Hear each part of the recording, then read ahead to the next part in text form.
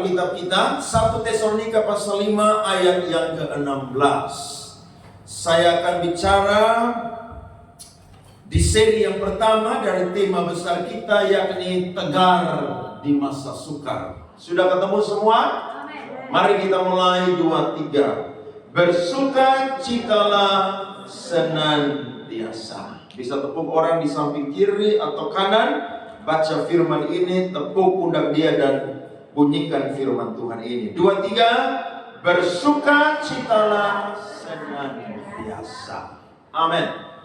Menuju akhir zaman, keadaan dunia bukan tambah baik, tetapi keadaan dunia itu tambah buruk, saudara-saudara. Bahkan sebagai orang-orang Kristen pun juga, kita akan mengalami banyak sekali penderitaan dan kesukaran. Saudara nonton kurang lebih 1 minggu yang lalu, ada anak-anak remaja pemuda Kristen yang sedang pergi retret di satu tempat, yakni di daerah Sukabumi. Mereka sedang beribadah, tetapi mereka itu didatangi oleh kurang lebih 200-an orang, saudara-saudara kita yang dari agama seberang. Dan akhirnya tempat di mana mereka retret itu dihancurkan, ya, kamar-kamar itu diobrak-abrik, bahkan juga ada salib yang terbuat dari kayu itu diturunkan dari lantai 2 dan juga dihancurkan. Saudara menemukan bahwa keadaan seperti demikian bukanlah sesuatu yang baru. Sebab di zaman Alkitab sendiri pun juga, orang-orang yang mengikut Yesus, orang-orang yang mengasihi Yesus pasti mengalami yang namanya penderitaan. Saudara nonton di YouTube, saudara nonton di televisi, kemarin ada demo besar-besaran di Cilodong, Depok, di mana warga sekitar yang bukan orang-orang Kristen, mereka itu demo supaya tidak boleh ada pembangunan gereja di tempat mereka. Daerah-daerah yang kekristenan itu minoritas, itu selalu mengalami penghambatan-penghambatan. Berbeda dengan kita yang ada di daerah mayoritas Kristen. Tapi saya mau berkata bahwa ketika orang-orang ada di dalam situasi penderitaan, penindasan secara iman, justru kekristenan di situ, saudara, bertumbuh dengan pesat. Karena apa? Karena mereka itu tidak ada di zona nyaman. Kalau orang Kristen ada di zona nyaman, maka orang Kristen itu akan bernina bobo. Orang Kristen itu pasti akan suam-suam kuku. Orang Kristen itu sebentar pasti muncul, sebentar pasti tenggelam. Sebentar pasti dia bernyala-nyala, sebentar pasti dia redup. Tetapi saudara-saudara, Alkitab menunjukkan bahwa ketika saya dan saudara ada di dalam penindasan dan penderitaan, maka disitulah saya dan saudara akan dikuatkan oleh Allah, akan dihiburkan oleh Allah. Bahkan di situ ada kabar baik yang dinyatakan kepada kita, supaya kita tidak fokus dengan keadaan, terpengaruh dengan keadaan kita, situasi kita, tetapi kita mengingat bahwa memang itu adalah konsekuensi menjadi seorang pengikut Yesus Kristus. Kita perhatikan firman Tuhan ini. Rasul Paulus ketika dia ada di satu kota Makedonia yang namanya Tesalonika, dia mengalami tantangan di sana, saudara-saudara, dalam perjalanan misi yang kedua. Akhirnya dia meninggalkan kota itu dan dia ada di Korintus kurang lebih 1,5 tahun. Dan dia segera mengirimkan surat ini kepada jemaat Tesalonika supaya mereka itu tetap sabar, tetap tegar di dalam yang namanya penderitaan yang sedang mereka hadapi. Kita akan lihat firman Tuhan pasal 2 ayat 14. Saudara perhatikan 1 Tesalonika 2 ayat 14. Alkitab berkata, sebab kamu, saudara-saudara, telah menjadi penurut jemaat-jemaat Allah di Yudea, jemaat-jemaat di dalam Kristus Yesus, karena kamu juga telah apa saudara? Menderita dari teman-teman sebangsamu segala sesuatu yang mereka derita dari orang-orang Yahudi. Lihat pasal selanjutnya, pasal 3 ayat 1 sampai ayatnya yang kelima. Alkitab berkata, kami tidak dapat tahan lagi, karena itu kami mengambil keputusan untuk tinggal seorang diri di Athena. Lalu kami mengirim Timotius, saudara yang bekerja dengan kami untuk Allah dalam pemberitaan Injil Kristus, untuk menguatkan hatimu dan menasihatkan kamu tentang imanmu, supaya jangan ada orang yang goyang imannya. Karena apa saudara? Kesusahan-kesusahan ini kamu sendiri tahu bahwa kita ditentukan apa saudara? Untuk itu. Sebab juga waktu kami bersama-sama dengan kamu, telah kami katakan kepada kamu bahwa kita akan mengalami kesusahan, dan hal itu seperti kamu tahu telah terjadi. Ayat 5, itulah sebabnya maka aku karena tidak dapat tahan lagi telah mengirim dia atau Timotius supaya aku tahu tentang imanmu, karena aku khawatir kalau kamu telah dicobai oleh si penggoda, dan kalau usaha kami menjadi sia-sia. Saudara baca Alkitab, tidak ada orang yang iring Tuhan dengan sungguh-sungguh itu tidak menderita. Ada apa? Semua orang yang iring Tuhan dengan sungguh-sungguh pasti menderita. Menderita karena mereka beriman kepada Yesus Kristus.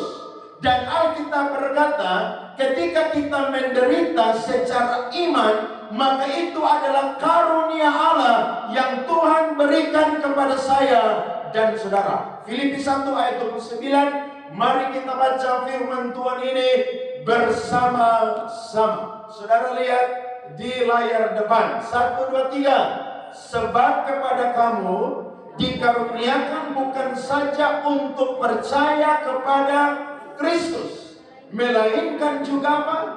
Untuk menderita untuk Dia. Bilang sama kiri kanan, udah menderita belum ikut Yesus? Saya percaya konteks kita pasti berbeda. Karena pada waktu itu kekristenan baru lahir di provinsi Makedonia. Jadi gereja baru berdiri di tempat ini. Sedangkan saya dan saudara sudah lahir ketika kekristenan sudah ada ratusan tahun bahkan ribuan tahun. Kita pasti akan lebih enak. Tapi saya mau berkata, penderitaan yang akan kita hadapi adalah penderitaan yang berbeda-beda. Tetapi intinya adalah orang kalau iri Yesus pasti dia akan menderita. Saudara tidak boleh pikir berkat di posisi yang paling pertama. Karena berkat itu tanpa kita minta pun juga, kalau kita adalah anaknya Bapa di surga, Dia tahu memberikan yang baik kepada saya dan saudara. Jadi iman Kristen akan terus diuji, akan terus dicobai, dan Tuhan akan melihat siapakah orang-orang yang setia kepadanya, yang mempertahankan imannya. Nah, Paulus tidak mau supaya mereka fokus kepada penderitaan, fokus kepada kesusahan karena iman, tapi Paulus mau hibur mereka dengan satu nasihat yang sangat-sangat memberkati, yakni bersuka citalah senantiasa. Waktu saya coba cari kata aslinya, itu dari kata kerja kairo. Dan kata kerja kairo itu menggunakan kata kairete. Kairete artinya adalah bersuka cita, bergembira. Bahkan makna jamaknya adalah bergembiralah dengan sangat dan berkembang pesatlah. Jadi di tengah-tengah kesukaran yang ada, mereka harus tegak. Sikap sikap yang harus mereka ambil adalah bersuka citalah senantiasa. Nah, ini yang berbeda kekristenan dengan agama-agama yang lain. Masa menderita disuruh sukacita? Kalau saudara ingat kata sukacita, maka antonimnya atau lawan katanya adalah dukacita. Banyak orang kalau tidak punya pengharapan, waktu menghadapi kesusahan akan berdukacita.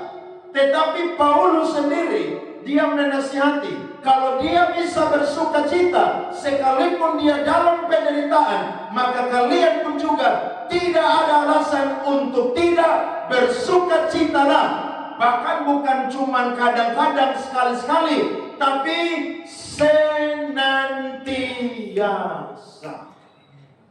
Kalau saudara dengar kata senantiasa, artinya selalu.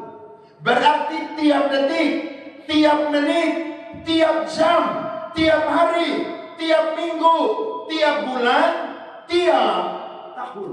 Ada amin? Apa kesusahan yang saya dan saudara sedang hadapi hari ini? Apa penderitaan yang saya dan saudara hadapi hari ini? Kalau kita menderita hanya karena perut, hanya karena masih dilapar, berarti kesusahan penderitaan kita itu belum menggenapi firman Tuhan. Karena penderitaan yang sesungguhnya adalah waktu kita dianiaya, waktu kita difitnah, waktu kita diejek, dan kita dikatakan adalah orang-orang yang sok suci, mau naik ke surga hidup-hidup, itu baru disebut penderitaan. Makanya selalu Alkitab kontraskan. Orang benar dengan orang fasik itu berbeda. Orang benar itu ketika ngumpul, ketika bergaul, yang jadi pokok pembicaraannya adalah firman Tuhan. Sedangkan orang fasik kalau ngumpul, pasti bukan firman Tuhan. Makanya Mazmur berkata pasal 1, orang fasik tidak akan tahan dalam perkumpulan orang benar. Jadi kalau saudara ngumpul sama orang-orang, saudara lagi ngomong firman, tiba-tiba ada satu yang mulai mundur, satu yang mulai pamit. Maaf ya, saya sakit perut. Maaf ya, saya ada sedikit urusan. Nah, itu tanda-tanda orang fasik begitu. Kalau orang benar, semakin saudara bicara firman, dia akan semakin lapar dan haus rindu untuk dengar firman. Termasuk kita gereja model begini. Saudara dengar khotbah 30 menit, 45 menit, 1 jam pun juga, saudara rindu untuk apa? Dengar firman. Mengapa mereka harus bersukacita? Ada 3 alasan. Saya akan kasih untuk kita semua. Yang pertama, jemaat Tesalonika dan saya dan saudara yang adalah orang Kristen hari ini, kita punya alasan bersukacita senantiasa karena firman Tuhan adalah kekuatan Allah, adalah Injil yang telah mengubahkan kehidupan kita. Saudara perhatikan pasal 1 ayat 5 sampai ayatnya yang ke-10. Sebab Injil yang kami beritakan bukan disampaikan kepada kamu dengan kata-kata saja, tetapi juga dengan kekuatan oleh Roh Kudus dan dengan suatu kepastian yang kokoh. Memang kamu tahu bagaimana kami bekerja di antara kamu oleh karena kamu. Ayat 6 baca sama-sama. Dan kamu telah menjadi penurut kami dan penurut Tuhan. Dalam penindasan yang berat, kamu telah menerima firman itu dengan sukacita yang dikerjakan oleh Roh Kudus. Jadi alasan jemaat Filipi Tesalonika harus bersukacita senantiasa karena hidup mereka sudah diubahkan oleh Injil. Injil adalah kabar baik, Injil adalah berkat yang sangat luar biasa. Paulus pernah bilang, betapa indahnya kedatangan pembawa berita-berita baik. Jadi orang yang memberitakan Injil itu adalah orang yang mengemban tugas yang mulia. Karena hidup manusia hanya bisa berubah lewat pemberitaan Injil. Saudara biar tidak punya apa-apa, tapi saya mau pastikan kalau kita punya Injil, hidup kita sudah diubahkan oleh firman, maka itu adalah alasan bagi kita yang pertama untuk bersukacitalah senantiasa.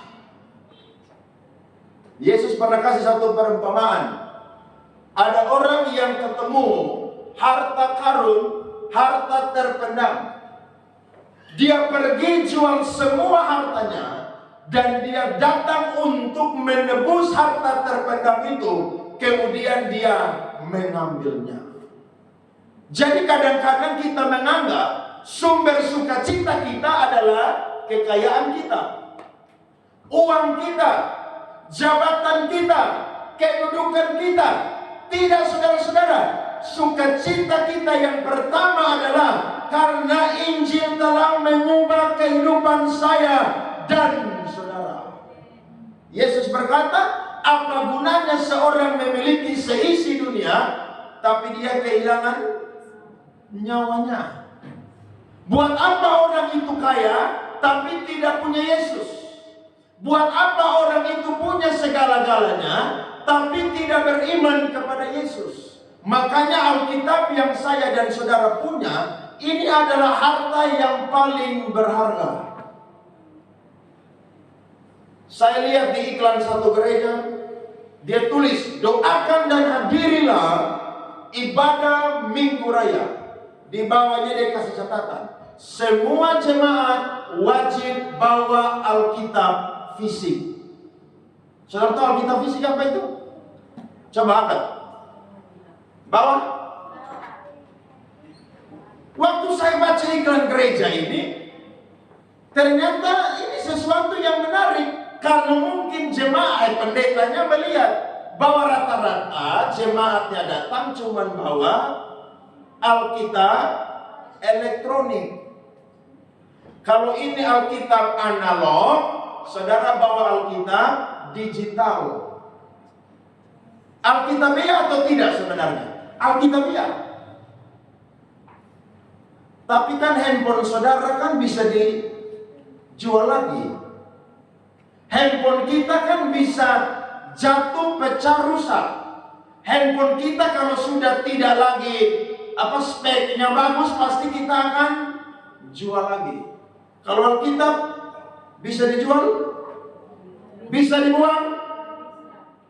Tidak bisa. Makanya kemarin saya dengar salah satu pengajar dosen biblika yang hebat sekali. Dia berkata bahwa Alkitab ini adalah buku yang tetap ada di segala zaman. Zaman boleh berubah, tapi buku ini tidak pernah berubah. Amin, saudara. Jadi kalau saudara datang gereja, bawa Alkitab dan bawa handphone. Bilang sama kiri kanan, bawa dua-dua. Supaya saudara dengar khotbah, saudara catat. Saudara diberkati, ambil handphone, rekam. Dua-dua kan bagus. Ada amin? Jadi bawa handphone, Alkitabiah juga. Tapi kan kadang-kadang handphone kita sudah tidak bagus lagi, akan jual. Nanti catatan-catatan yang kita simpan di handphone itu pasti akan hilang. Tapi kalau saudara catat di Alkitab, hilang atau tidak? Tidak akan hilang. Jadi ini harta yang paling berharga.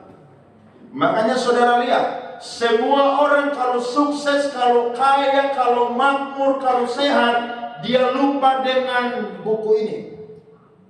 Tapi kalau dia sudah sakit, stadium 3 menuju 4, kritis di rumah sakit, dia pasti akan ingat buku ini.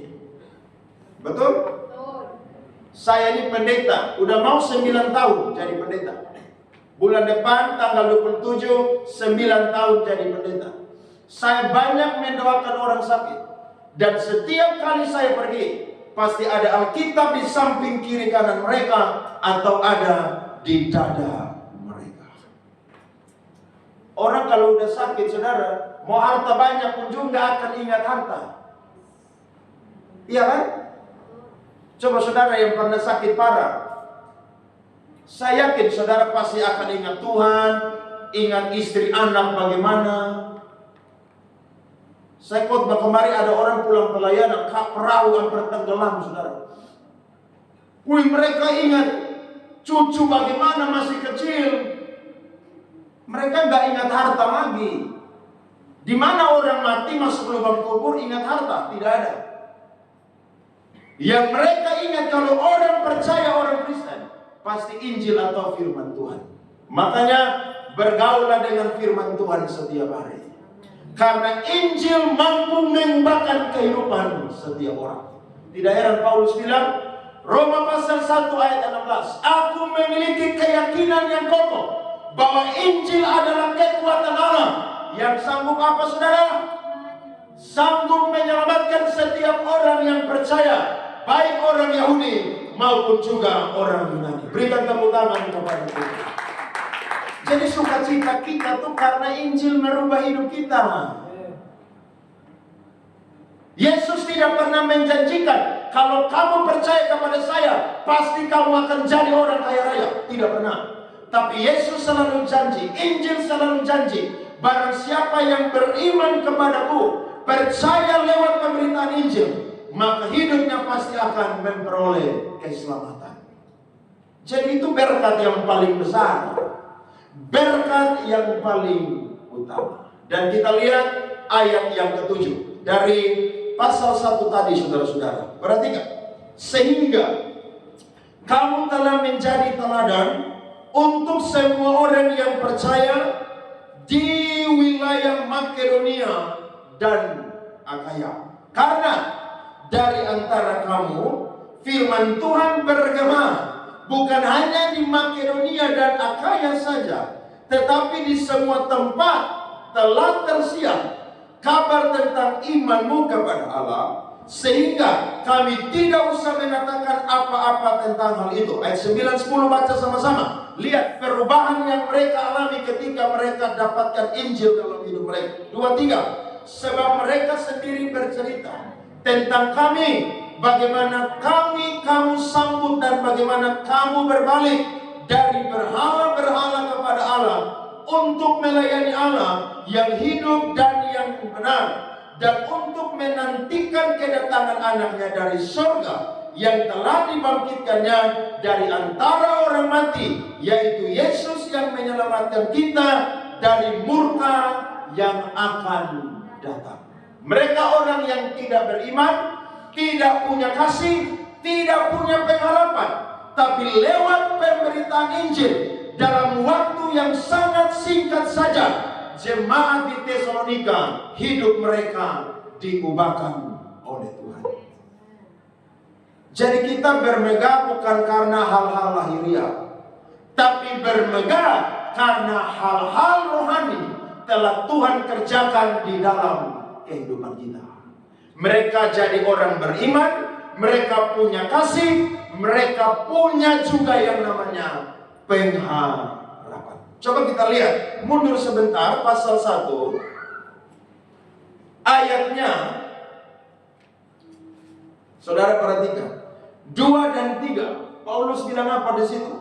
Kami selalu mengucap syukur kepada Allah karena kamu semua, dan menyebut kamu dalam doa kami. Ayat 2, sebab kami selalu mengingat pekerjaan imanmu, usaha kasihmu, dan ketekunan pengharapanmu kepada Tuhan kita Yesus Kristus di hadapan Allah dan Bapa kita. Paulus bilang ada 3 berkat yang orang Kristen punya ketika memiliki Kristus. Yang pertama iman, yang kedua adalah kasih, dan yang ketiga adalah pengharapan. Hanya orang yang percaya kepada Yesus sajalah yang memiliki 3 hal ini. Saudara beriman kepada Yesus, sukacita atau tidak? Saudara bisa punya kasih, sukacita atau tidak? Saudara bisa punya pengharapan kekekalan Yesus pasti datang kedua kali, sukacita atau tidak? Itu alasan bagi saya dan saudara sehingga harus bersukacitalah senantiasa. Jadi jangan tanggal muda baru saudara sukacita. Ini kan tanggal 6 kan? Semua orang mukanya pasti gembira, cerah, ceria. Kalau anak kuliah sih ya muka konsisten terus, datar terus. Karena anak kuliah kan minta uang. Tapi kalau orang kerja pasti awal bulan terima gaji. Minimal akhir bulan sudah gajian. Sehingga awal bulan bisa makan yang lebih enak, jalan-jalan ke mall, saudara bisa shopping. Tapi itu bukan alasan saya dan saudara bersukacita senantiasa. Karena kalau saudara taruh sukacita saudara pada uang, maka wajah saudara pun juga dan saya akan seperti uang. Saya kangen dengan uang 500 zaman dulu. Di situ ada gambar seekor binatang yang sangat-sangat lucu, yakni monyet. Nah, orang Kristen punya wajah, kalau dia taruh sukacitanya pada uang, pada harta, pada kekayaan, maka pasti moodnya juga, warna hidupnya, wajahnya pasti akan seperti gambar-gambar yang ada di mata uang. Loh iya toh? Tanggal pertengahan bulan, tanggal tua, saudara disuruh mari lompat memuji menyembah Tuhan. Saudara udah loyo. Kenapa? Udah menuju penyakit kanker kantong kering. Tapi kalau awal bulan, wow, saudara dan saya sukacita. Ya, tadi kita nyanyi bass macet sedikit. Saudara tetap sukacita. Pastikan itu bukan cuma tanggal muda saja. Pertengahan bulan bahkan akhir bulan pun juga tetap sukacita. Karena ada Injil Yesus Kristus yang sudah tinggal di dalam kehidupan kita. Makanya pastikan setiap orang Kristen minimal punya satu Alkitab. Di kamar kita masing-masing harus ada Alkitab. Alkitab itu saudara cermin bagi saya dan saudara. Alkitab itu adalah kompas bagi kehidupan saya dan saudara. Alkitab itu menjadi cahaya terang bagi jalan saya dan saudara. Daud pernah berkata kan, firman-Mu pelita bagi kakiku dan terang bagi jalanku. Orang kalau tidak punya firman, tidak punya Injil, hidupnya pasti akan gelap. Dia tidak tahu dia sudah salah jalan atau di jalan yang benar. Tapi kalau orang punya Injil saudara, dia tahu bahwa dia sedang ada di jalan yang benar atau ada di jalan yang salah. Berarti pastikan tegar di masa sukar yang pertama adalah bersukacitalah senantiasa. Karena ada Injil yang telah mengubahkan kehidupan saya dan saudara. Lihat pasal 3 ayat yang ke-6. Alkitab berkata, tetapi sekarang setelah Timotius datang kembali dari kamu dan membawa kabar yang menggembirakan tentang imanmu dan kasihmu, dan bahwa kamu selalu menaruh kenang-kenangan yang baik kepada kami dan ingin untuk berjumpa dengan kami seperti kami juga ingin berjumpa dengan kamu, maka kami juga saudara-saudara dalam segala kesesakan dan kesukaran kami menjadi terhibur oleh kamu dan oleh imanmu. Jadi penderitaan tidak akan pernah meredupkan sukacita saya dan saudara. Kalau saya lihat gereja dihambat untuk dibangun, izin-izin itu dihambat, sebagai seorang pendeta atau gembala, saya merasakan sakit yang sama. Kenapa? Karena membangun gereja itu bukan hal yang mudah, saudara. Kita di NTT, di Indonesia bagian timur, kita mau bangun gereja itu gampang sekali. Mungkin persoalannya hanya karena tanah aja yang mahal. Tapi soal izin saudara, itu mudah sekali. Tapi saudara-saudara kita yang ada di daerah mayoritas bukan Kristen, mereka susah luar biasa. Tapi saya yakin, semakin Injil dihambat, Injil pasti akan semakin merambat.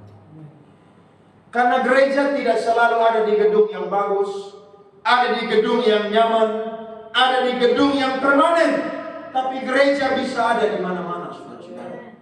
Di rumah kita pun juga gereja bisa ada. Di kantor kita, tempat pekerjaan, gereja juga bisa ada di sana. Karena Injil tidak dibatasi oleh ruang, waktu, dan tempat. Paulus bilang kepada jemaat Filipi, kalian jangan berduka cita, sebab ketika aku ada di penjara, justru Injil telah didengar oleh satu istana, bahkan orang-orang yang ada di penjara. Jadi Injil tidak akan pernah bisa dihambat, saudara. Tidak akan pernah bisa.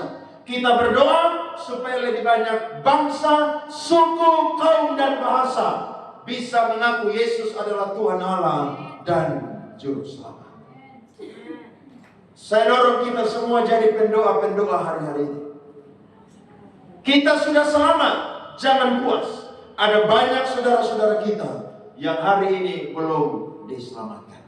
Ini menjadi tugas saya dan saudara. Kalau kita tidak bisa pergi, minimal doa kita sampai kepada mereka. Kita doa supaya ada hamba-hamba Tuhan yang full timer, diutus oleh Tuhan untuk bisa pergi dan memberitakan Injil. Amin. Injil mampu mengubah kehidupan kita. Jadi yang merubah kehidupan kita bukan sinetron, saudara. Bukan acara infotainment, gosip, bukan bacaan-bacaan sekuler, bukan novel-novel. Yang mengubahkan kehidupan kita adalah Injil Yesus Kristus. Dan kalau orang hidupnya diubahkan oleh Injil, pasti dia akan menjadi teladan. Dia punya iman, pengharapan, dan juga kasih. Amin. Itu yang pertama. Yang kedua, alasan bersukacita senantiasanya adalah mereka harus bersyukur karena penderitaan iman adalah satu kemuliaan dan juga sukacita. Saudara perhatikan pasalnya yang kedua ayat 17 sampai 19.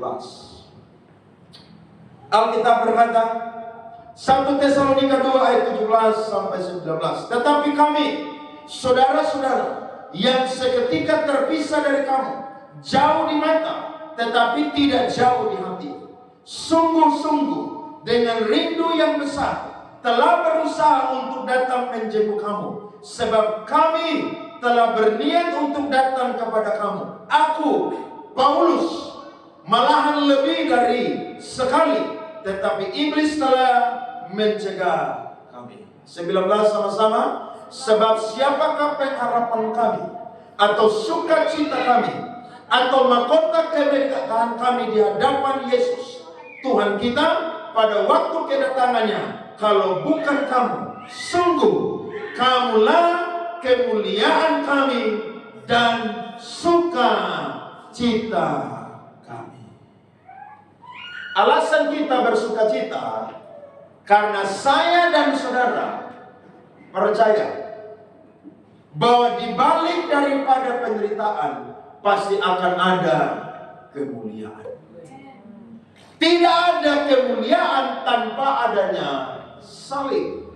Biasa orang berkata, no cross, no crown. Jadi waktu saya dan saudara menderita, itu satu kemuliaan yang saya dan saudara akan dapati. Ini yang membuat kita harus bersukacita. Jadi bagi orang bukan Kristen, penderitaan adalah satu hal bodoh yang diderita oleh orang yang percaya kepada Yesus. Tapi waktu saya dan saudara percaya kepada Yesus, penderitaan itu satu kemuliaan dan sukacita.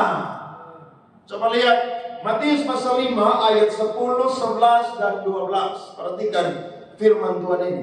Alkitab berkata, berbahagialah orang yang dianiaya oleh sebab kebenaran, karena mereka lah yang mempunyai kerajaan sorga. Orang yang punya kerajaan sorga adalah orang yang dianiaya. Dianiaya karena mencuri, Tidak. Dianiaya karena percaya kepada Yesus Kristus. Ayat 11. Berbahagialah kamu jika karena aku kamu dicela dan dianiaya, dan kepadamu difitnahkan segala yang jahat. Ayat terakhir 12, perhatikan. Bersukacita dan apa? Kairete, karena upahmu besar di surga. Sebab demikian juga telah dianiaya nabi-nabi yang sebelum. Saudara dan saya harus bersukacita, karena penderitaan itu membawa kemuliaan. Tidak ada orang yang masuk surga itu santai-santai. Tidak ada orang Kristen yang masuk surga itu tidak pernah menderita untuk Yesus. Tidak pernah. Saudara coba cek Alkitab aja. Mulai dari Yesus melayani sampai kitab Wahyu, semua orang yang menderita itu karena mereka percaya kepada Yesus Kristus. Mereka mau jadi murid-muridnya Yesus Kristus.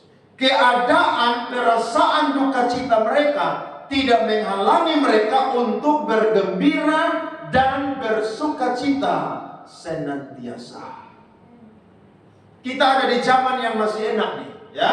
Zaman yang masih enak. Tapi saya dan saudara harus ingat, harus di-warning. Menuju Yesus datang kedua kali, keadaan tidak akan tambah enak. Ada teman saya tanya kepada saya, Pak Andre penganut yang mana? Premilenialisme, amilenialisme, atau postmilenialisme? Artinya begini, orang percaya akan diangkat sebelum antikris itu datang, atau di paruh kedua 3,5 tahun yang kedua.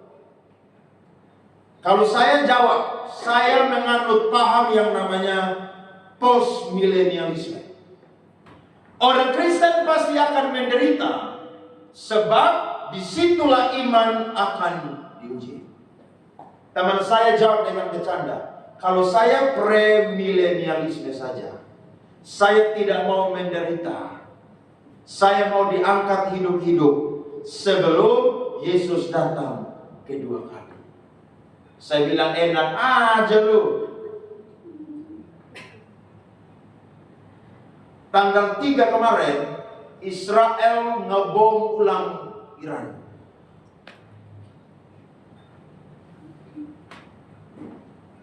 Presiden Rusia ditanya kenapa tidak mau campur tangan. Saya tidak mau terjadi perang dunia yang ketiga.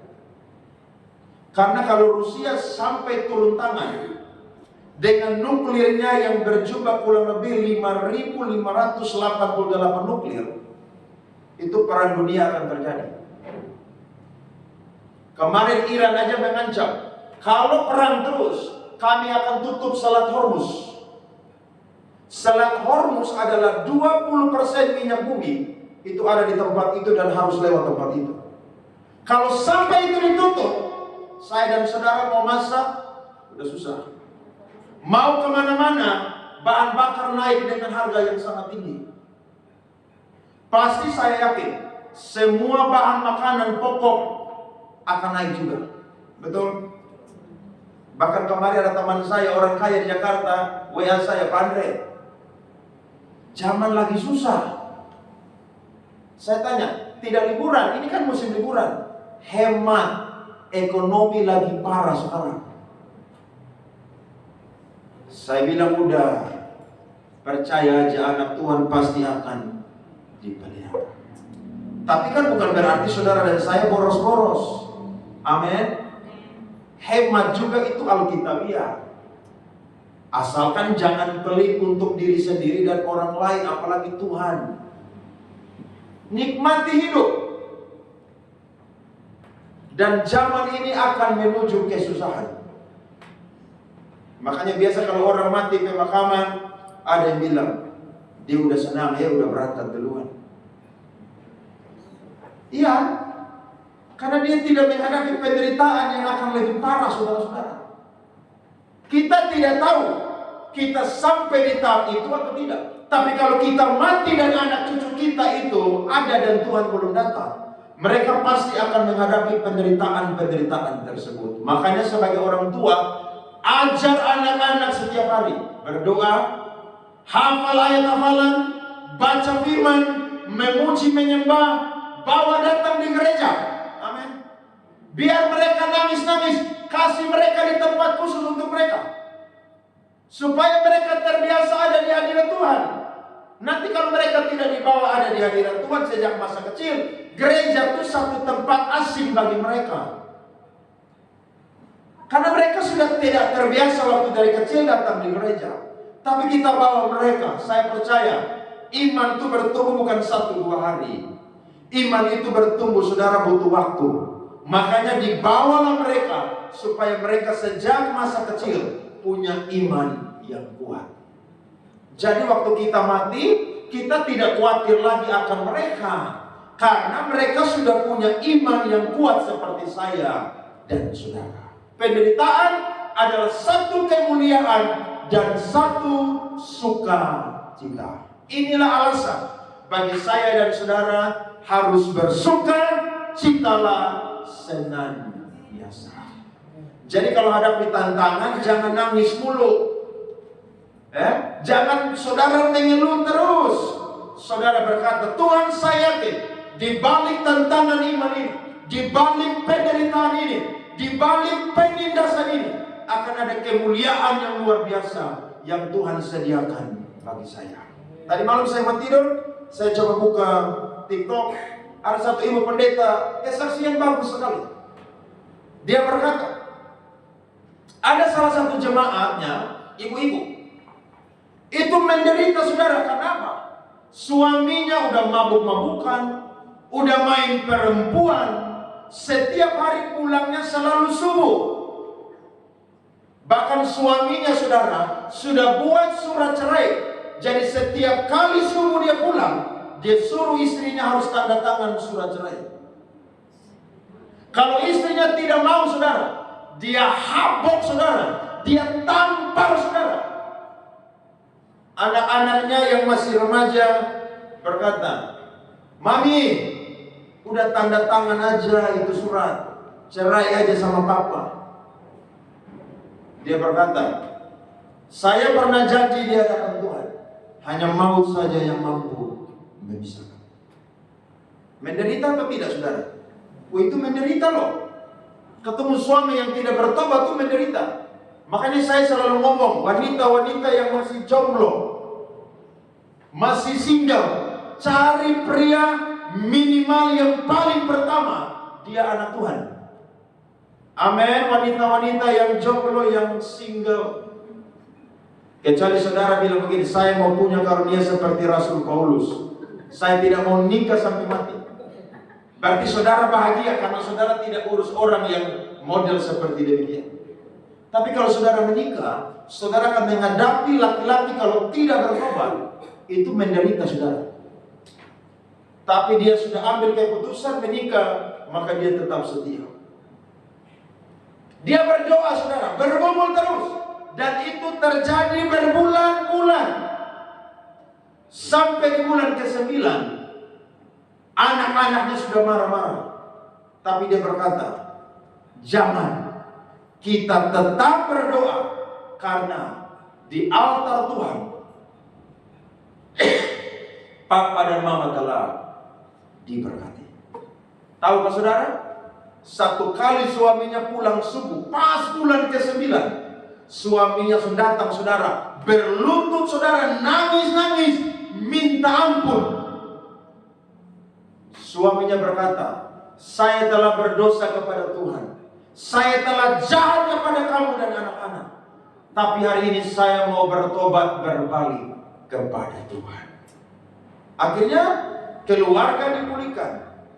Hari Minggu bukan cuma istri dan anak saja yang datang gereja, tapi mereka sekeluarga datang beribadah kepada Tuhan.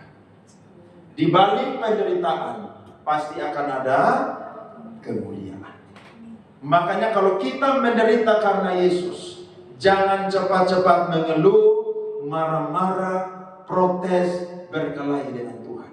Coba saudara berpikir, di balik penderitaan ini akan ada kemuliaan yang luar biasa yang Tuhan sediakan bagi saya. Saudara mau lihat kemuliaan dalam hidup saya dan saudara? Lewati penderitaan dulu. Banyak orang hanya ingin sukses tanpa melewati yang namanya proses. Proses dulu baru sukses. Tanya yang baru lulus CPNS, masuk golongan berapa? Langsung eselon 1? Langsung eselon 2? Langsung eselon 3? Tidak. Kalau yang SMA pasti golongan 2C atau 2D. Kalau yang S1 yang tidak profesi pasti 3A. Tapi yang profesi pasti golongan 3B. Harus dari tangga pertama dulu, baru tangga kedua, ketiga, dan seterusnya. Masa kamu baru lulus langsung mau jadi kepala dinas? Itu aturan dari mana, saudara-saudara?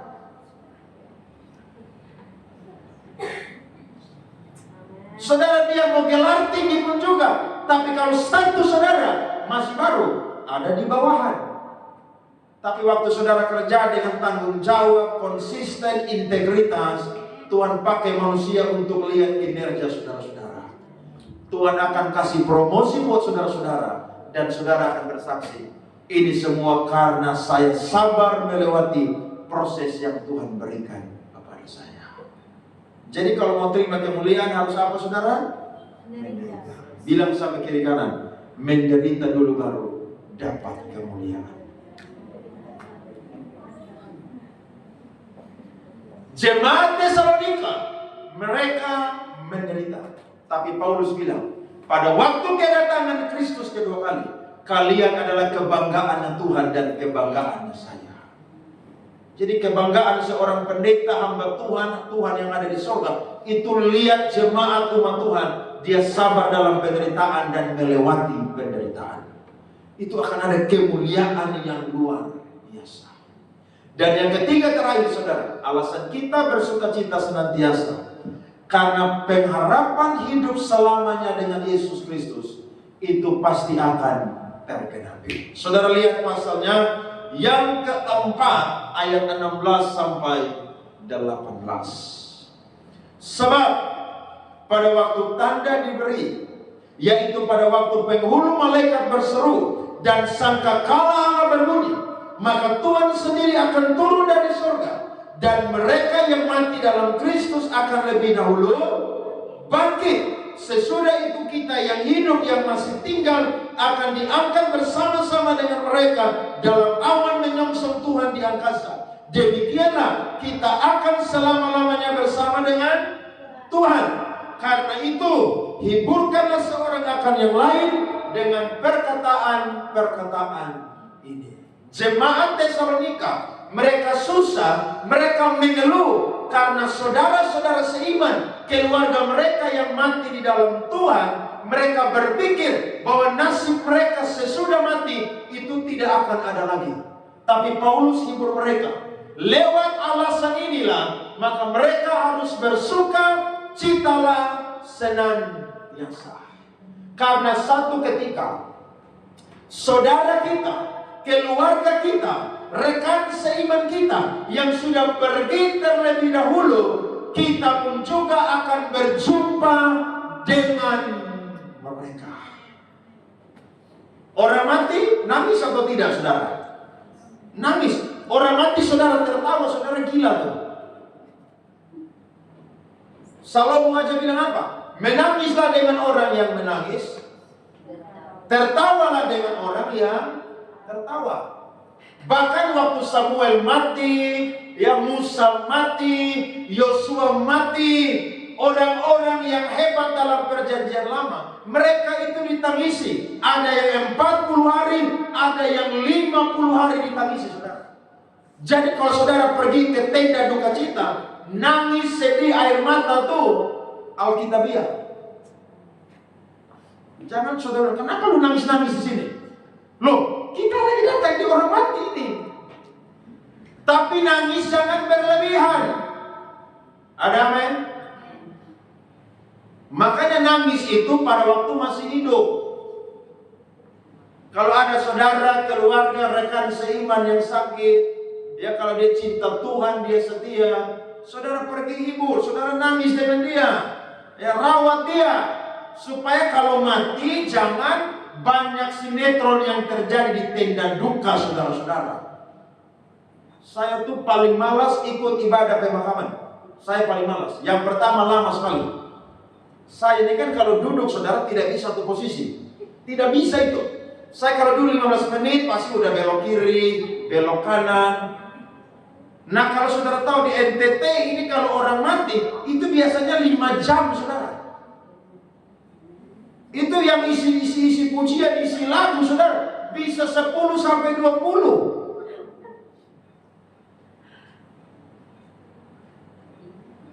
Orang Batak juga begitu. Coba tanya kalau itu 7 hari ya betul ya. Ada yang sampai 7 hari baru dikubur saudara. Menghormati. Dan itu sesuatu saudara yang betul. Tapi ingat, kita itu tidak ditinggalkan selama-lamanya. Hanya sementara. Kita berbeda tempat, ruang, dan waktu. Tidak bisa lagi komunikasi. Makanya kalau ada HP saudara, kalau ada saudara keluarga ulang tahun, rekam dia video. Jika dia sudah berangkat, sudah take off saudara, saudara lihat dia punya video, saudara terhibur sedikit. Iya kan? Saudara lihat dia punya wajah, dia punya bercanda, dia punya tertawa. Itu kenangan yang tidak bisa dihapus. Makanya banyak orang kalau jalan-jalan kemana, dia kasih naik ke media sosial. Biar ini jadi kenangan yang tidak boleh hilang selamanya. Tahu di mana saudara? Facebook, Instagram, TikTok, dan lain sebagainya. Tapi ingat, sedih ada batasannya. Karena satu ketika kita akan jumpa dengan saudara seiman kita, keluarga kita yang mati di dalam Tuhan, bersama dengan Tuhan di angkasa. Jadi inilah yang menjadi alasan kita apa saudara? Bersuka cita senantiasa. Nangis boleh, tapi jangan berlebihan. Biasanya yang nangis banyak-banyak itu yang tidak pernah rawat tuh. Itu biasanya begitu tuh. Iya kan? Makanya ada yang kalau orang tua mati, mama kenapa mama sudah jalan duluan? Kalau pendeta enggak, saya doa lu yang jalan duluan juga sama-sama. Orang tua hidup tidak pernah urus. Orang tua minta uang bilang tidak ada uang. Saudara, saya menghormati orang tua. Itu umur panjang dan berbahagia di muka bumi. Saudara yang kerja-kerja terima gaji, mau kasih sedikit pun juga kasih berkat. Saudara mau balas orang tua punya kebaikan, tidak akan pernah bisa. Mau dengan harta sebesar sebanyak apapun tidak akan pernah bisa. Nah Tuhan mau jemaat Tesalonika dan saya dan saudara tetap bersuka cita senantiasa. Orang-orang yang telah pergi, satu ketika kita akan berjumpa lagi dengan mereka. Hiburkanlah seorang dengan yang lain, nasihatilah seorang akan yang lain. Ada amin saudara-saudara? Kiranya firman Tuhan ini menghibur saya dan saudara, memberikan sukacita kepada saya dan saudara. Tuhan memberkati kita semua. Amin.